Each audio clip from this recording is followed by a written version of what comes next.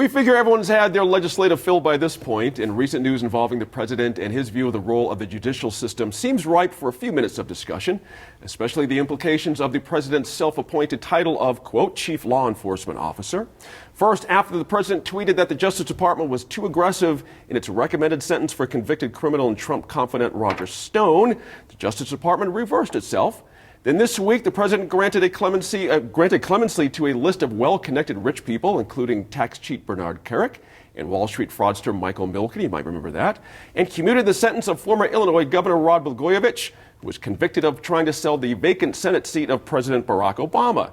Merritt, Republicans, I got just a simple question here. Republicans on board with this? Because I'm not hearing much out of the Senate or the House for Republicans on this. My big takeaway was William Barr giving interviews going, this is not helping. That was interesting. I mean, if there is a Trump loyalist, to me, it's the Attorney General. Right. And even he's saying, oh, come on, whatever let me do he's my job. getting, he deserves. Barr does. Yeah, so I found that very upsetting. I have to say, I feel like the financial system we have today and the way investment firms work on Wall Street, Michael Milken did a lot for that industry, and we're still doing it now, and junk bonds are still legal. And he's really done a lot, I think, to redeem himself. And so I didn't find that terribly upsetting.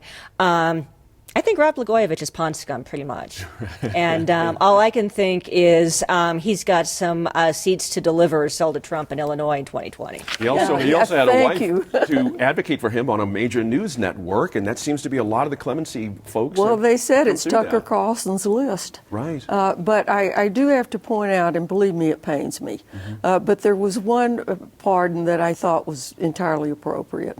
And it was a woman who is not known to anyone. She got 20 years on a marijuana charge. Oh, right. And so that one, give him a yes in that column, but the others are all cronies and criminals. Right. Is that Or Crystal celebrities, Munoz? or friends of celebrities. Yeah. But one of those three women is Crystal Munoz, and she is a Navajo. And so and that was posted this morning with Sharon Chesale, however you can say her name, Representative. Always. Yeah, her. She posted that this morning on my Facebook, and I was reading it because I looked up these women, and I guess there's a part of me, yeah, some of those guys are scumbags, but if that's what it takes, if they feel obligated to look for women that they can help and put into the mix, then I'll take those. And the women are not mega fraudsters on Wall Street. They smoke marijuana. Every one of them are nonviolent crimes. Sure. Yeah. The only other point I want to make is I was talking with a friend, and he did some quick research for me. George H.W. Bush pardoned or commuted sentences for 100 people. George W. did 200 people. Mr. Obama did 1,500 pardons and several thousand computations. Now, maybe not. I don't have the list, so I don't know if any of them fit into the scumbag. I think if they had, it would be in the I'm news. glad that those women have a chance to do their new life.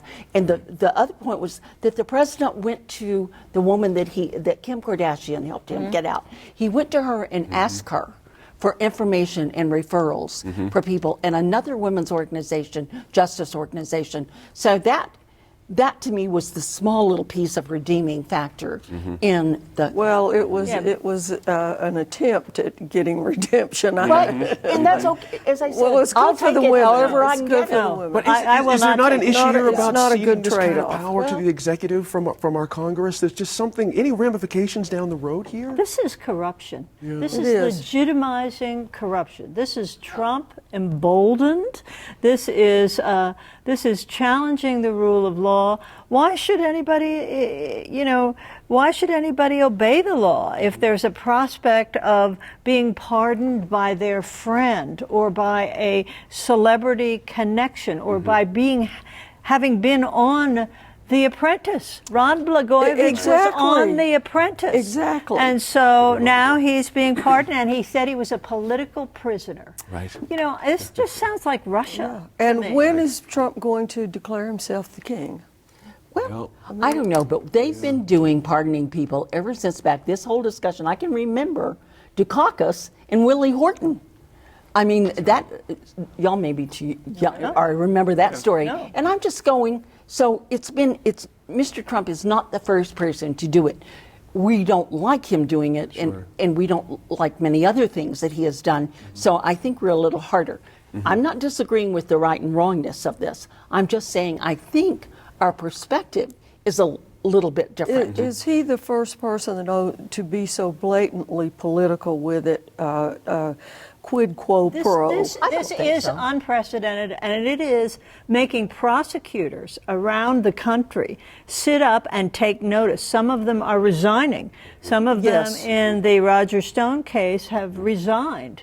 And there will be others, and I think thousands have written letters to Barr, also commenting on how Trump is interfering with the Justice Department. Let's not night- forget the intimidation of judges. Look at the Stone verdict. Yes, yes. But look Three at and a half, 3 years and four. Last What night- happens if Mr. Stone gets pardoned? Any thought? I'll start with you, Merritt, on that. Does that make this whole thing seem that much darker to you? or is I it- mean, to me, at this point, he keeps raising or lowering the bar, however you want to take it, and we get so used to it, and he's so unrepentant about it. It's just one more thing. So I don't think it will have a lot of an impact. Yeah. To my Democratic friends at the table, my advice as a prognosticator is if you want to do something about Trump, take the Senate in 2020. Absolutely. Absolutely. We agree completely on that. Interesting stuff there. And that makes my He would be toes so shudder. frustrated. He'd say, I quit. I know. Maybe. I want to say thanks to our panel for weighing in on this and broadening our scope this week on matters outside of our state borders. Good stuff. Thank you.